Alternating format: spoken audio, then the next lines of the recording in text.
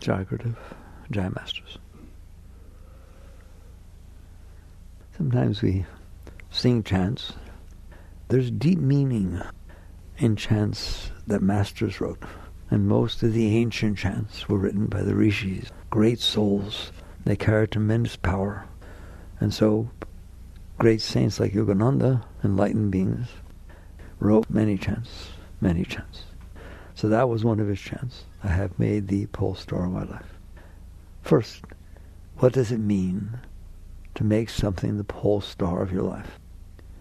I literally read a comment that someone made once a while ago that said, I thought you were teaching surrender. How can you make something the Polestar of your life? That's the Polestar of your life, surrender. It's not like you made something else the Polestar of your life. It's like surrender is not the easiest thing in the world to do. And you aimed very high to dream the impossible dream, to fight the unbeatable foe, to bear with unbearable sorrow, to run where the brave do not go. That's what it means to set your star, your pole star, higher than you can even imagine. Otherwise, what happens? Let's set money as the pole star of our life. Well, one or two things happen, and maybe both at different times. One, you get it. Well, that's the end of your pole star. Now your pole star becomes not losing it. Becomes making sure other people know that you have it, so that you can be respected. Figuring out what you're going to do with your money. You're busy. It didn't solve anything. Okay? What if you make money the poster of your life and you don't get it? Then you worry all the time. Then you're upset all the time. Then you feel your life has been a failure. That's what happens if you set your pole star too low. There's no win. A pole star is something that's way up there that guides you to a place where you're not and maybe can't even imagine. That's where the pole star should be, way up there. Now, does that mean that one should not deal with money? That has nothing to do with it. It's just not your pole star. You will get to the point, if you set your pole star high enough, and we'll talk about that, where you understand that everything below it is part of it. Yogananda once said, if you can't master this plane, which is very gross, it doesn't mean dirty, but low vibration, how are you going to handle the higher planes? I wanted to have a pole star of the higher planes. You can't even handle this plane. You can't handle what's going on. You can't handle the natural unfolding of life that happens in front of you. Different things happen and you get weirded out. So it becomes part of your pole star to be able to handle what is below your pole star. Otherwise, you're never going to get to your pole star.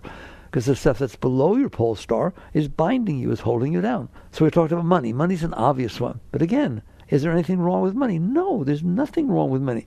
Is there anything wrong with having money? No. Is there anything wrong with not having money? Within reason, no. We're not talking about starvation. But basically, you can be happy living in a hut. You can be happy with very simple things. You can be happy in the mansion. Hopefully you are. Otherwise, you wasted your time getting money because you're not happy. Well, let's do one a little more complicated. What about relationships? Surely they should be the pole star of your life. I'll give you the exact same discussion. If you find one and you have it and it's the pole star of your life, now what? I've seen people sit there and say, oh, if he or she would only pay attention to me, I'm so attracted to them. Okay, they'll pay attention to you. Now what? Oh, if they would just propose, now what? If we could just get married, we're married. If we could just have some babies, if the babies can earn enough money to take care of us when we're older and not put us in nursing homes. Really, it really worked, didn't it? No, it didn't work. And what happens if you can't find the relationship that you think you're looking for? You're dejected, you get depressed, you feel lonely. Does that mean there's anything wrong with relationships? Of course not. If you can't handle human relationships, which are right there in front of you and you're interacting with them, how are you going to handle higher things that you can't even see, and higher energies, a relationship with the masters, with God, with Christ, with whatever, all right? And so you realize that there's nothing wrong with things. In fact, as we'll discuss now, if you're pole star, let's get it straight. What is the pole star that will never betray you? God. But we'll talk about what that means in a minute, because it's just a word, all right? It is so far beyond your comprehension. In the Theosophical Society, The psychics, extremely powerful psychics. Blavatsky and Leadbeater and Annie Besant. I once read something, the deep ones, I think it was Blavatsky said it. If you want to know truth, contemplate only that which is infinite and eternal. We kind of talk like that, don't we? Contemplate only that which is infinite and eternal, meaning the vastness of space and the vastness of time. And all of a sudden, your little 80, 90, 100 years, kind of a little bit insignificant, and your little spot on the planet where you're having these these really serious experiences don't seem so serious, do they? All right? So they knew what they were talking about. That's called setting your Polestar high enough. Does it mean that you don't do anything else with your life? No, it does not mean that. If you're driving from here to New York and you have an idea how to get to New York, doesn't mean you don't eat along the way. Doesn't mean you don't people. It doesn't mean you don't fix your car. It doesn't mean you don't do anything. There's a journey. The journey to your Polestar. If you pick your Polestar that's already there, you wasted your time because you're not going to grow. You're just stagnant. And so basically, what does it mean that the things that are below your Polestar, they're not what you're aiming for, but yet they're there and you have to deal with them? They are your path. That's what your path is. For example, financially, money. If you have major problems with money, you're scared to death about money, you're out of balance.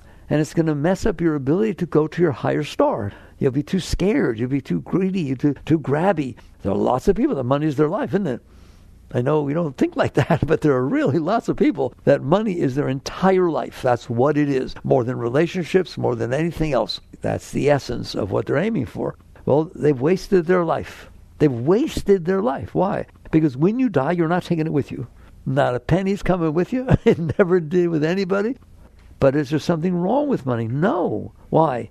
It helps you see yourself. It helps you look inside. What do you feel if you're in the presence of a billionaire and you're hard for money? What do you feel in the presence of somebody who's starving and you're a little bit better off than that? It's causing you to look at yourself. It's a mirror, it's a reflection, and use it accordingly. You do your best to deal with it dharmically. That's the word. That's the essence of this whole talk. There is a way to deal with every single thing that unfolds in front of you dharmically. Well, what does that mean? In the simplest sense is, how do I use this to go to God? That's what Ramadas used to say. How do I use money to reach my star? Not by renouncing it, not being afraid of it, not by hating people that have it. You see what I'm saying? That's just creating all kinds of commotion inside yourself about an object called money, which is pretty meaningless. Go to another planet, have lots of it. Go anywhere in the rest of the universe, anywheres, with all your money. See what good it does. It does absolutely nothing. So how much meaning can it have? And so you understand, I'm not going to screw up my life because I have a problem with money. So what am I going to do about money? I'm going to try to treat it respectfully. How would you treat it if you didn't feel you needed it a lot and you weren't scared to death of not having it, but you're in business and you're working and you take a paycheck or you do whatever? It's unfolding in front of you. You do your best to treat it respectfully. If you have a lot, fine. If you have a little, fine. If you have a lot, you have to invest it properly. You have to do all kinds of stuff. What does properly mean? Not that you maximize every single percent of it. Listen to me. That's not what it means to dharmically deal with money. That you're trying to maximize every fraction of return that you possibly can. Now you've made yourself neurotic. Can you have money and not be neurotic? Can you not have money and not be neurotic? I'm drawing a bottom line at object poverty, okay? Basically, you deal with money with respect. Why? Because it's worthy of respect. It's Shakti. And so if they give you a paycheck and it's not right, well, I don't want to say anything. No, of course you say something. And if you find out that you were wrong, you say thank you. You don't get embarrassed. I wasn't looking at it properly. It's fine to question, but not because you're having problems. People don't seem to understand what acceptance means. Acceptance does not mean that things happen and you just accept them. Somebody walks up to you as a drug dealer. Okay? Well, Mickey says surrender. They do that. They do that to me, okay? And they come up and he tries to offer you, ecstasy or some drugs. You say, well, I never did drugs, and I'm a very pure person, and I'm macrobiotic, but man, here they are. I guess it's time. That's absurd. That's not what surrender means. Now, surrender means if somebody comes up to you and they're a drug dealer and you see the vibration and inside of you, you feel turned off. You feel reviled. You're judging them tremendously. Let go of that. They're a human being having trouble. That's what letting go means. That's what surrender means. It means surrendering the part of your being that you don't want to be. It has to do with the motive behind the action. So that if you sit there and you're feeling all this reviled and there's judgment and so on, and because of that you actually stop. I'm not suggesting what you do. You have to feel in the moment. But you actually stop and interact with the person. Friendly, nice. How you doing? I'm sorry, I'm having so much trouble and so on. Well, will you give me money? No, you're going to use it for drugs. But I care about you. There, you just dealt with, you let go of a part of your being that ain't going to take you anywhere except down. Do you understand that? Well, what if they offer it and something inside says, geez, I've always wanted to try this. What harm would it be to try it once, all right? I know other people who try this kind of thing. You look at that objectively and you know, I know how to deal with Mickey. I look at that and I say, what if you like it? Do I want to go there? Objectively, clearly, you look at it, and perhaps you look at it and say, no, that's not my path. That's not where I want to go. Well, what if I want to try it and have a bad trip? And I get all sick, and I would think that's my karma or something. I definitely shouldn't have done it, right? So I look at it, and I don't see any positive. Well, the positive is you had a nice experience. So what? It's called an experience. I told you a long time ago, experiences, they're way overrated. They come and they go. And if you like them, you're in trouble. You get addicted to them. It becomes your thing. Is that okay? Sure. If that's where it led you and that's what you want to do and that's the decision you made, you will find out where it led you. So you understand now that surrender does not mean doing whatever life puts in front of you. It means letting go of the part of you that is reacting to what life put in front of you until you have clarity. No personal fear, no personal desire. That's your work. The work is inside and it will guide the outside. And so you deal with that. So that's a scenario with money. That's a scenario with drugs. What about relationships? Relationships, you have need. It's very important. Relationships are very, very important on your path. Doesn't mean doing them or not doing them. They're just very important on your path. Why? Why do you need a relationship? Don't answer me, because I know. Why do you feel you need a relationship? The answer is very simple.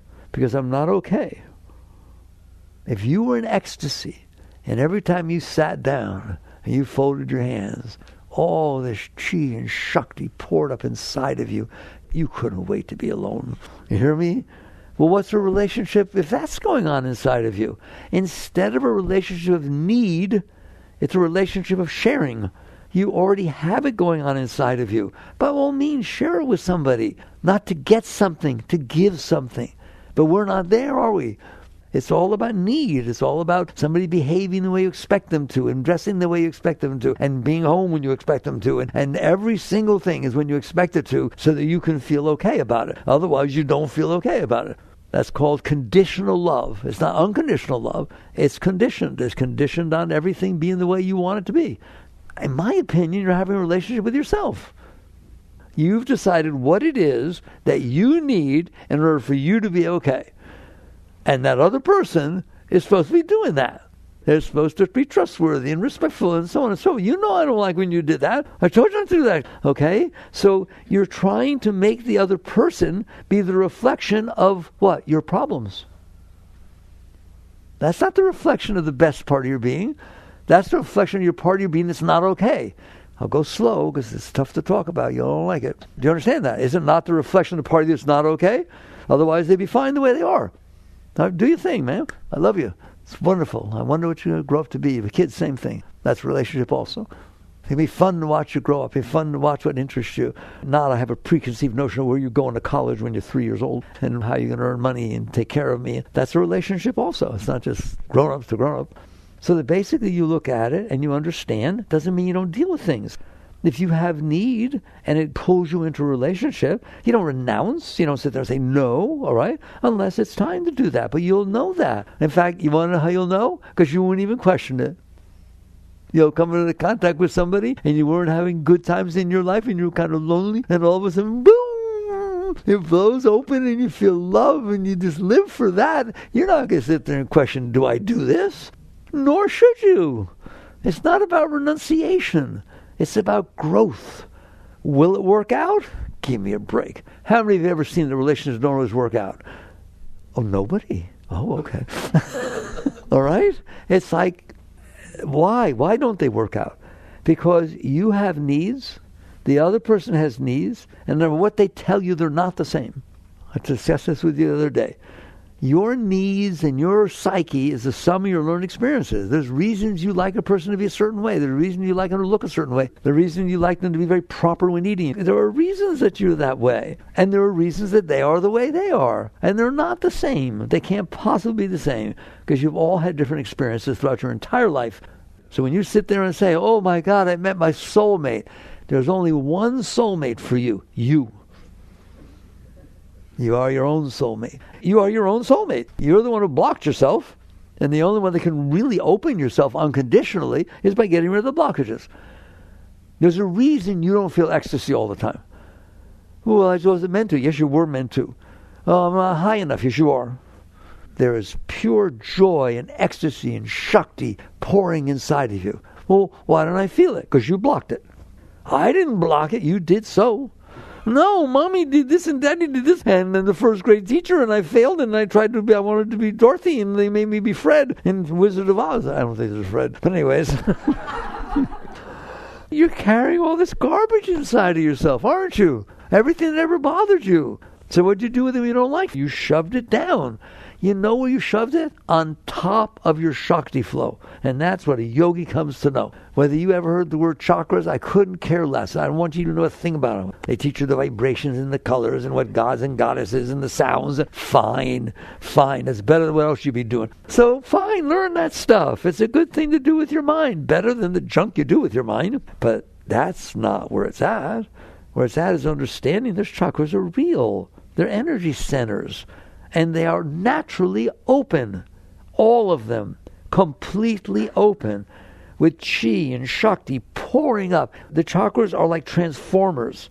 Each one is stronger and a higher vibration than the other. So as the energy comes up into it, it pushes past that to the next one, then past that to the next one. But if you're blocked at any one, it won't fully come to the next one.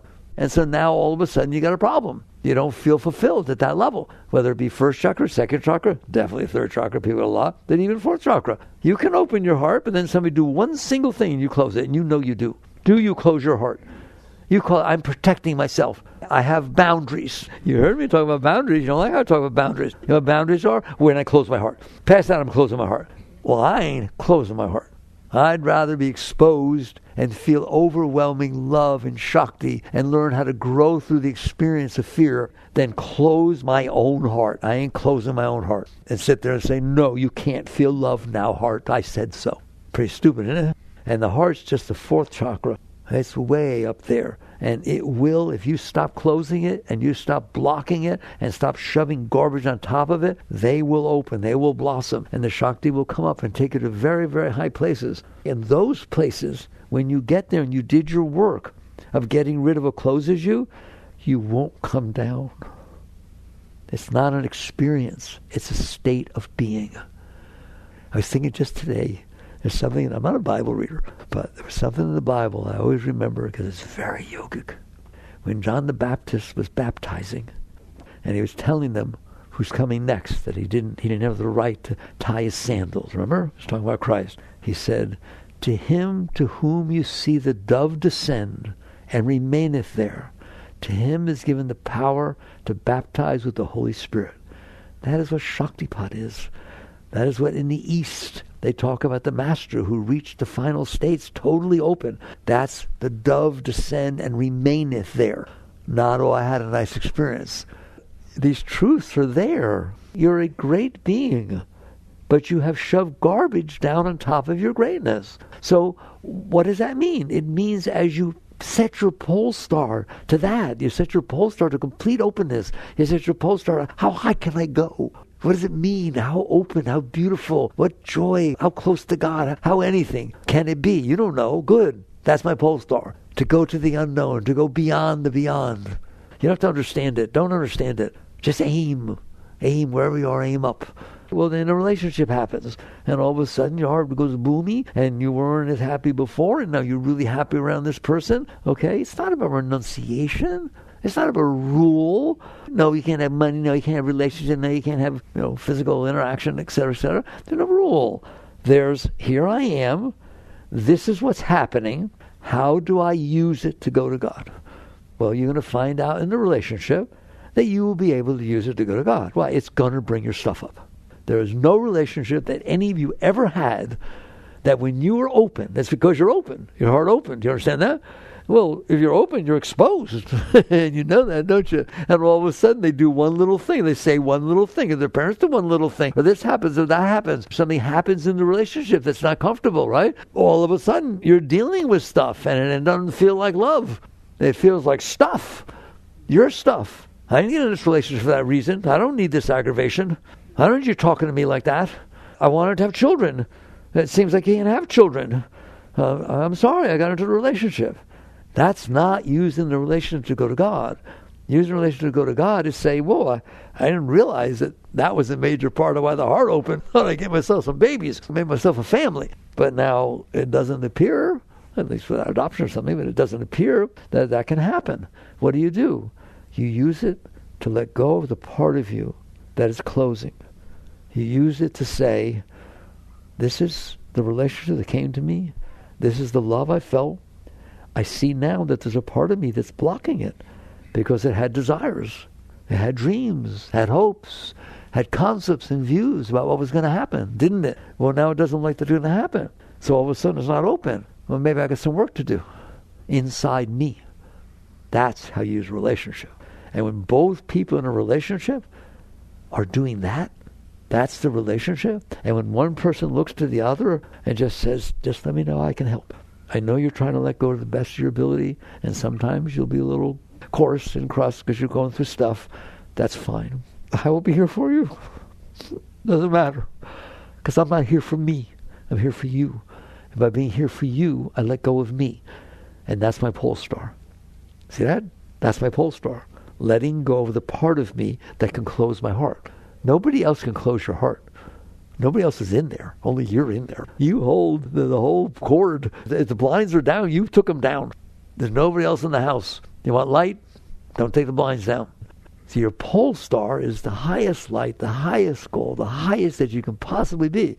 Now, does that mean that a relationship never ends? That if somebody's being abusive and then somebody's personality just got all screwed up ridiculously and they're drinking and doing all kinds of stuff, does that mean that there is no basis in which a relationship will end? Of course it doesn't mean that. But does it mean that you do your best to let go of yourself first? Why? Because that's the Polestar of your life. The Polestar is not the relationship. It never was. The Polestar is to reach the highest part of your being, and this is in the way, isn't it? I can't handle this. I don't like this. I didn't get into this for this. That's not fair. Nothing's fair. Nothing's like, all right, it's can I use this to let go of myself? Now, does there come a time in which it's not constructive? If the other person isn't involved in this sort of thing and it's really very wrong, abusive, and so on? Yes. But you do it with love. Why? Because I'm not in this for the other person, and I'm not in this for myself. I'm in this for the spiritual growth. And so basically, if the time has come that we have to part our ways, and even if the other person doesn't understand because they're drinking and doing all kinds of stuff, but you've done everything you can to try and help, you just sit there and take a breath and make sure you're open. Make sure you can do this with love. Make sure you can do it properly. So relationships are a very great opportunity for growth. Don't be afraid that the relationship won't work out and protect yourself before it even happens. Then you'll never feel love. Don't be afraid of love, but don't be afraid of growth. Don't be afraid of growth. Love will grow you. All right? She will push you through the washing machine, won't she? And it can make you a greater being. But there's no rule. There's no rule. You're in there. So that's why I said the key is the Polestar. If you set your Polestar as being in a relationship, you're in big trouble. And so are they. Because it's not working. The entire purpose of your life was a relationship. We've been there. Everyone's been there at some point. That was the meaning of my life, the relationship. Well, what happened when it broke up? Oh my God, I fell apart in the trouble. All right? Fine. What do you do with that? Learn. Grow. There's no such thing as a bad experience, and that's very difficult for you to understand. If you set the Polestar of your life, ready for this one, at having no bad experiences, That's the Polestar of my life. It's supposed to be beautiful. Nothing's ever supposed to go wrong. God is abundant. He gives everything. He loves those who love him, and it all gets taken care of. It's the opposite. It's because you set your Polestar higher that you have to go through your garbage that's keeping you down. And life will put you through that stuff. All of life. Finances, relationships, everything. But if you're going to sit there and fight to keep it the way you want, then you set your Polestar too low. Like people do. They do set their Polestars. I don't have any pain. I don't have any problems. There's no suffering. There's nothing going wrong in my life. That's my Polestar. I want to move to that place. I want to find someone who takes care of me. I want to make sure I worship the right God in the right way to where everything's perfectly fine. Well, you set the wrong Polestar because your life's going to be over and you didn't go anywhere.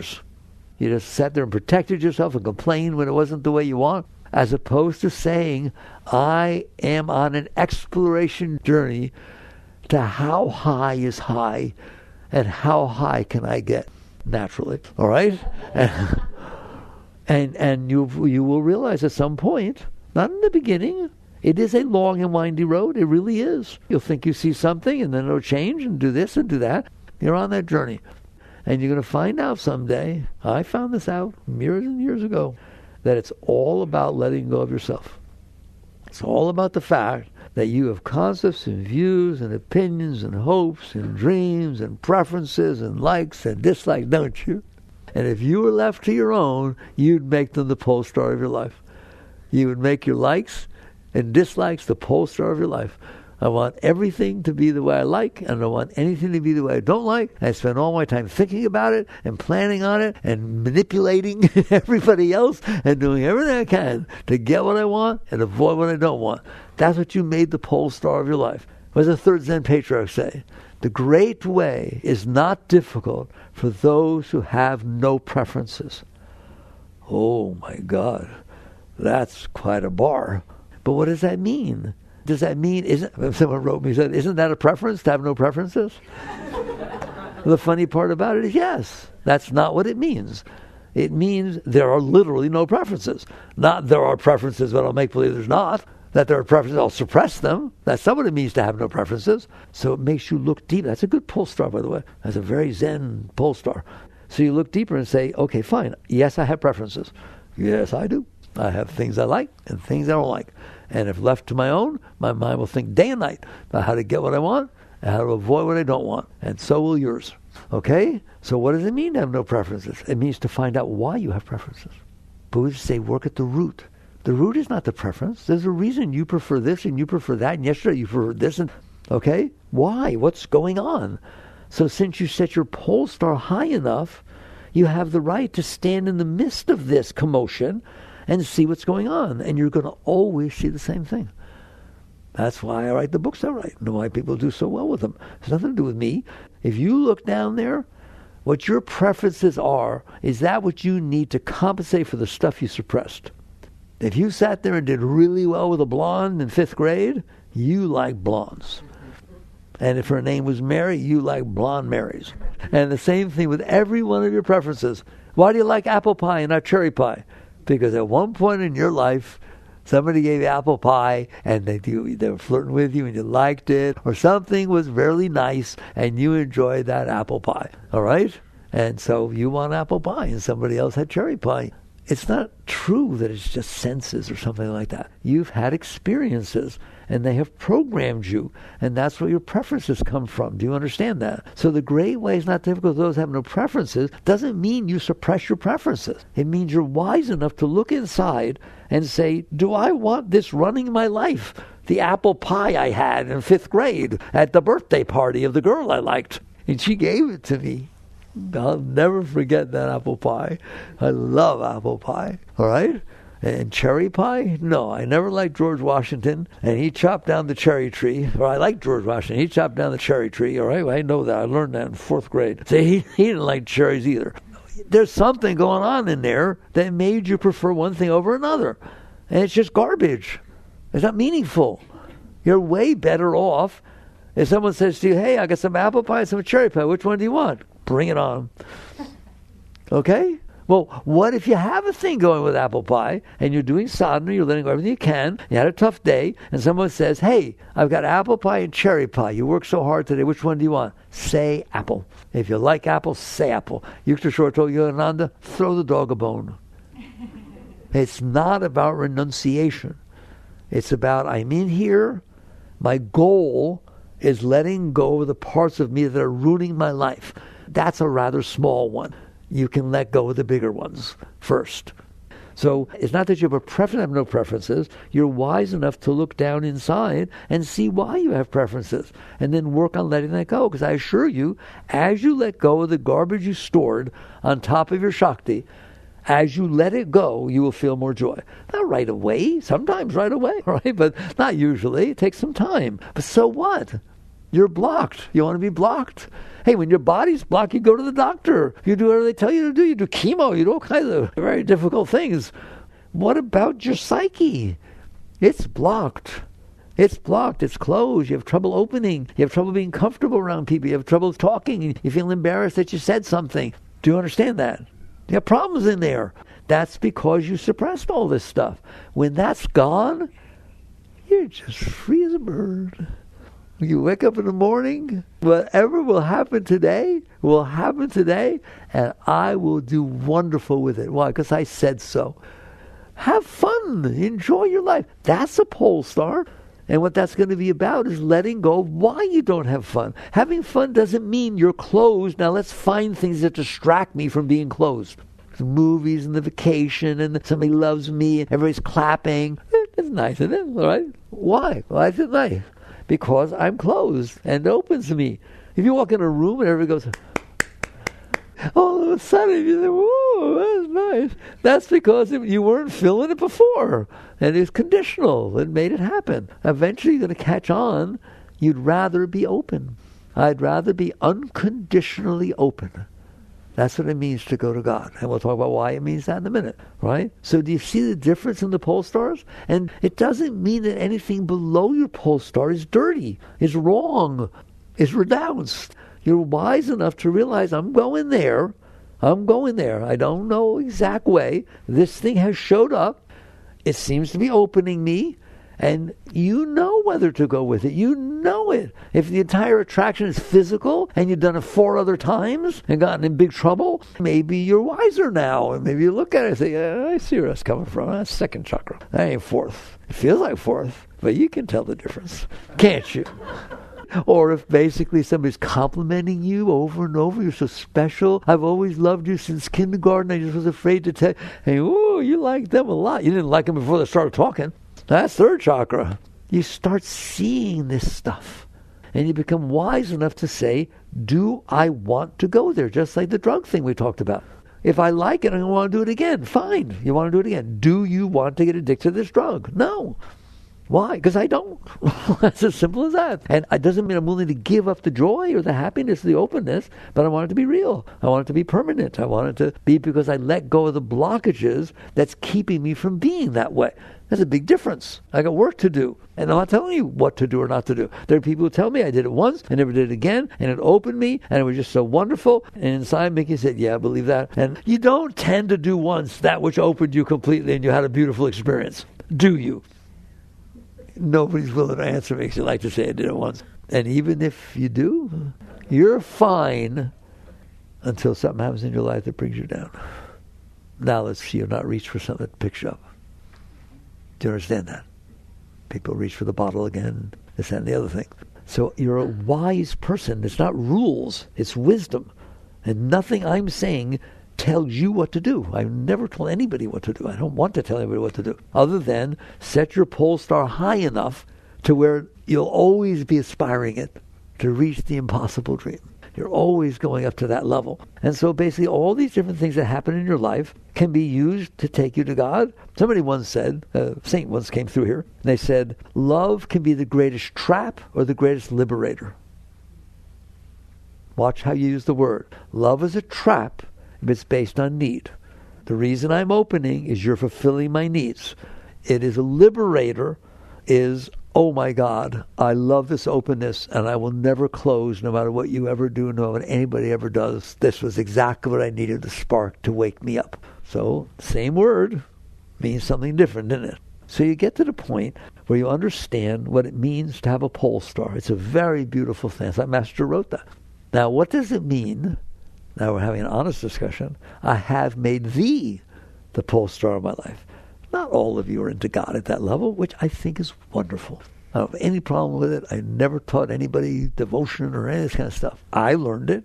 Yogananda, my guru. How do you not learn it? You just walk in devotion, all right? I was a pure intellectual. I never took a psychology course or a philosophy course or a religion course. I took advanced statistics and advanced calculus, and I was going to be a professor of economics. I didn't ever have any exposure until I had an experience.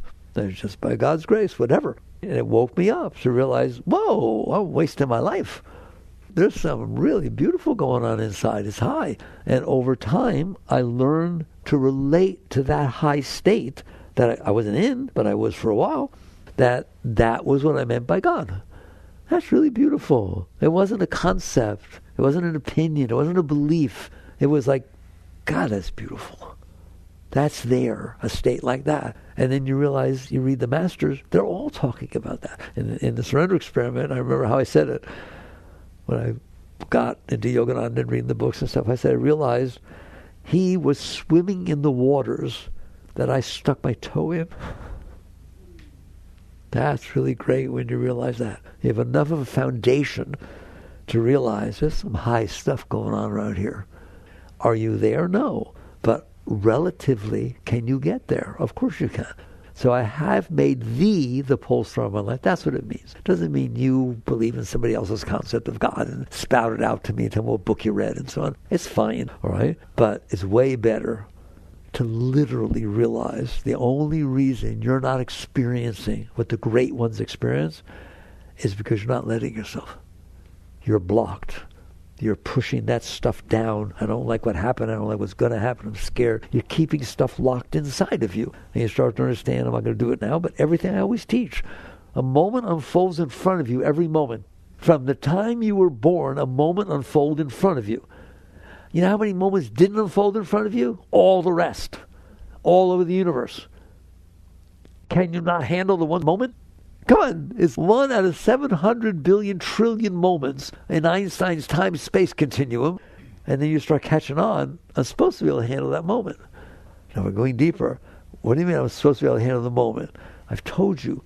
Do you know that no one ever experienced that moment but you? Take a breath. The exact moment that was unfolding in front of you right now, when you go out, before, no one has ever experienced the exact moment that you were experiencing. And no one ever will. So you're getting a private showing, and then they link together like pearls, pearl necklace. Each moment links to the next. Well, surely no one ever had all yours, did they? No one even had a segment of yours. Even somebody standing right next to you is experiencing different than you. You're getting a private showing of the universe, of life. Every one of you and everyone that ever lived. And all you say is, I don't like that moment. It shouldn't have happened. That's hilarious. Do you understand that? Are you willing to understand that? Is it true that it shouldn't have happened? Is it true that any moment shouldn't have happened? Well, if you're a scientist, just take the moment, Hitler, anybody, and try to see whether there were causes that caused that moment to happen. Or it just kind of randomly showed up. Each moment is the sum of all the moments in creation that came together to cause that moment to take place. Is it nice? I didn't say anything about nice. Is it fair? I didn't say anything about fair. It is because it is. The Gita has a beautiful line with that. Krishna talks to Arjuna. He says, Arjuna, that which is. That which is not is not. What's so complicated? It's the truth, isn't it? What's complicated is that we have this preference system inside. We don't like it. And it wasn't supposed to happen until you wake up and realize your personal mind, which is some of your learned experiences, is judging everything based on that. You also have a higher mind, the impersonal mind. You're brilliant. You're capable of understanding science. You don't have to be a scientist to understand science. It basically says there's a thing called cause and effect. And that every single thing that happens has a cause. And that cause is the effect of what made it happen. It's just a chain of sequences. That's what science studies and everything. And so you get to the point where you realize, I can't handle reality. I think reality's wrong. And so you make your life hell by judging, by not accepting the reality of things. So if you are not into devotional stuff with God, fine. Any place you can put your heart and your mind that is not on you is a wonderful place to put it. So if you can transfer that love, transfer that caring, transfer that service onto something else, fine, it's wonderful. But in essence, what God is not you. Mayor Baba was a great enlightened being. You know what he said? Man minus mind equals God. He's not talking about the intellectual abstract mind.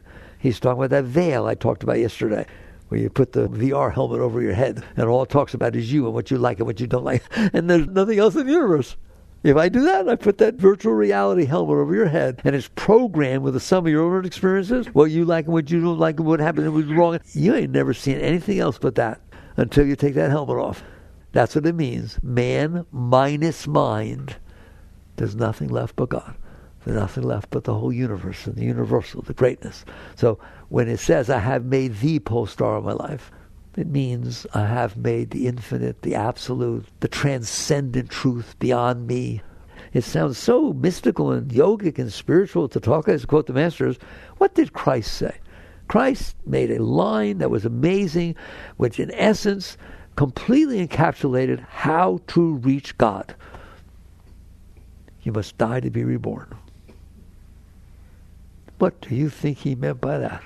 Man minus mind equals God. Take off the helmet. And they all, Baba Muktananda, meditate on the self. In other words, on the one who's in the helmet, the consciousness. Meditate on the self. Honor and worship your own being. For God dwells within you as you. The you who's seeing this stuff is infinite. But you've limited yourself by putting yourself in the cage of your own mind. So to die to be reborn means to let go of that part of your being. Isn't that beautiful? Christ is a great yogi. All right. So even there, I have made the Polestar of the life. The thee is your business. But what the thee shouldn't be is, yes, I believe in God. I believe that whatever I want, I can attract to myself. I can just ask God if he'll make this go away. What? The part that's bothering me. And if he'll always give me what I want. If God were to do that, it's equivalent to praying to God, please keep me from you. Because I'm not going to grow through what I need to grow through to become a greater being. It is not about that. God is not a wishing machine. There's another thing. The Gita is phenomenal, all right? And again, I've only read the Gita once or twice, all right? But there's a line in the Gita where Krishna talked to Arjuna, and he's talking about the Vedas.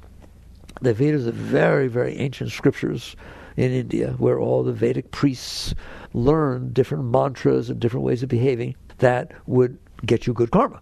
That would how you behave your life this way, and then good things happen to you, all right? And in this part of the Gita, Krishna says to Arjuna, he says, the Vedic priests, they like have a pitcher, and they just pour into your glass whatever you want. They're just pouring it into your glass, right? And he said, but you, Arjuna, ask not, want not. My favorite part is, shun those who follow virtue for her gifts. You do right for the sake of doing right, not for what comes back. That's deep stuff, isn't it? Okay, so we got an idea what it means to set a Polestar. It's okay. Don't you ever feel guilty because you did something that didn't necessarily lead to the Polestar. If you did, it meant you had to learn something. You get to go through what you need to go through. What do they say about Earth? Earth is a place that souls are sent to evolve. You mean I'm not enlightened and I did bad? No, you need to evolve. How do you do that? By constantly trying to let go and let go. So then you get down to the deepest of all teachings with the Polestar. Do the best that you can. That's a very powerful statement. Well, what about the relationship? Do the best that you can. What about the money? Do the best that you can. What about caring about what people think about you? Do the best that you can to let go. Do the best that you can. Why is that good enough? Because you can't do any better. Therefore, it is good enough. The best that you can is always good enough. Don't you dare feel guilt or shame or anything like that, or fear. That's why you've never heard me teach about bad karma or that kind of stuff. That's not what's going on. What's going on is you act, and your actions will attract back to you that which you need to learn. They either come back and smell really nice, or they come back and not so good. And you learn from that. It's not bad karma. It's a teaching. There's no bad karma. If you're busy trying to build good karma, it's because you think you want to go to heaven. You want good things to happen to you. No, don't do that. You just sit there and say, I'm going to do the best I can to stay as clear as I can and make as clear decisions as I possibly can, and never quit or peter out or turn my... I used to talk about turning your head way back in the early days. You're in there and you see it, and you don't want to see it because I want to do it. And I know if I look at it, I won't do it. And so you get to the point where you say, I will never turn my head away from truth. That doesn't mean what I'm going to do or not do, but I ain't turning my head. That's not the best that I can do. That's literally copping out. All right? So you're in there, you're the witness. Doesn't mean you're clear. Don't be afraid to act. You're going to understand, be sure you're right, then go ahead. And other teachers teach very good things in these areas. You don't become procrastinating all the time. You're so afraid to act. Try to see as clear as you can. And sometimes it has to be in the moment. You don't have a lot of time. And sometimes you have a little time. Just the best that you can. You look in there, see where you're coming from, and see what is the highest that you can do in this moment. But the moment scared me. Well, then that's the moment you're dealing with. Doesn't mean you don't have fear. You can't make believe I don't. It's there. It's scared. I don't know what to do.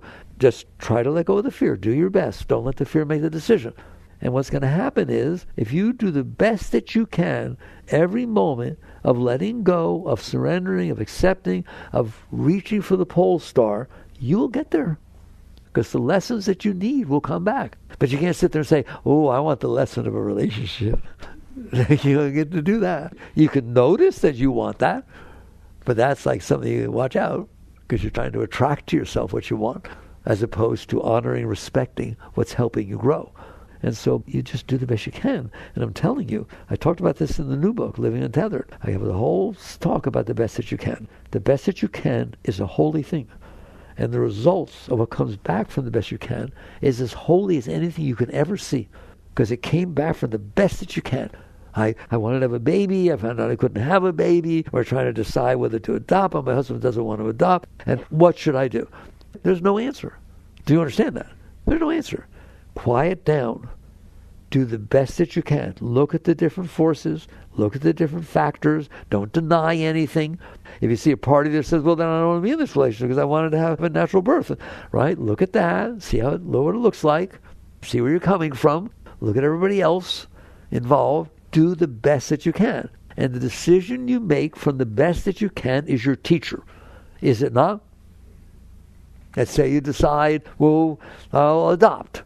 And you adopt Dennis the Menace. Don't think for a moment that because you made this holy decision, I'll adopt, that okay, now I don't have any growth to go through. Whatever it is you decide, honor what comes back and let it touch the part of your being that made the decision, and let it cleanse. And you know how you know you do the best you can? You look at it. Some of these people come to me sometimes and say, I did a terrible thing in the past. I wasn't as conscious, and I really hurt somebody, and I've never been able to live with it. It really, really bothered me. You know, I asked them, if the same situation happened again, would you do the same thing? You know what they said? Heck no, I would never do that again. Then you learn. And then you interact with it comes back from a higher place. And that's the best that you can. But you say, what if I could have done better? You didn't, and apparently you couldn't have. So always make sure that you have that backstop. I am doing the best that I can every time. It doesn't mean it's perfect. It doesn't mean this, doesn't mean that. But I'm willing to accept the repercussions, the results of the best that I can. Don't just accept it. Love it. Honor it. Welcome it. Worship it. It's your guru, isn't it? It's a custom-made guru. It's made just for you. Embrace it fully. All right. Now we understand the power of the Polestar, don't we? Aim high. Aim high. You know what Master once said? Somebody asked Yogananda, he taught Kriya Yoga, and somebody once asked him in public, is there any other guaranteed scientific method to attain total liberation in this lifetime besides Kriya Yoga? He said, yes. What? Take your attention and put it at the point between your eyebrows and never take it off. I guarantee you he's right. If you can keep looking up and aiming, this they call this center of Christ consciousness. Center of deep consciousness comes here and they're distributed throughout the body. The sixth chakra, Ajna chakra. If you put your attention, your full attention there, while you're living, you'll notice that it can be there and you still interact, but boy, it doesn't ever get taken off of there. That's the highest you can do. What will happen is it will start dropping the lower stuff by itself because you're not putting your whole Shakti into the lower stuff. You've kept it up higher, the Polestar of your life. All right. I hope this helped you. I hope you understand. You're beautiful people and you're doing wonderful. Jagradav.